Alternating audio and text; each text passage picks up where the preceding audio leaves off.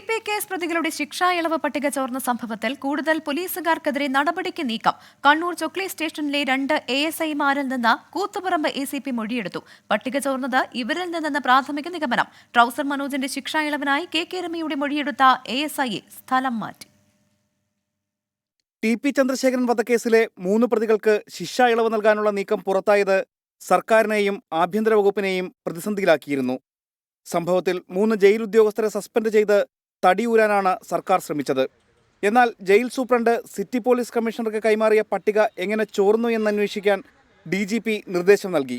ഇതിന്റെ ഭാഗമായാണ് പാനൂർ സ്റ്റേഷനിലെ 2 ASIമാരെ കഴിഞ്ഞ ദിവസം കൂത്തുപറമ്പ് ACP ചോദ്യം ചെയ്തത്. പ്രവീൺ, ഷാജു എന്നീ ASIമാരാണ് TP കേസ് പ്രതികളായ ഷാജി, അണ്ണൻ സജിത്ത് എന്നിവരുടെ ശിക്ഷാ ഇളവിന് മൊഴിയെടുക്കാൻ KK രമയെ വിളിച്ചത്. ഇവരിൽ നിന്നാണ് ശിക്ഷാ ഇളവിനുള്ള പട്ടിക പുറത്തുപോയതെന്നാണ് പ്രാഥമിക നിഗമനം.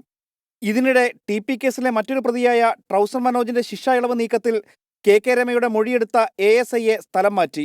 കൊളവല്ലൂർ സ്റ്റേഷനിലെ ASI ശ്രീജിത്തിനെയാണ് വയനാട്ടിലേക്ക് സ്ഥലം മാറ്റിയത്. 24 കണ്ണൂർ.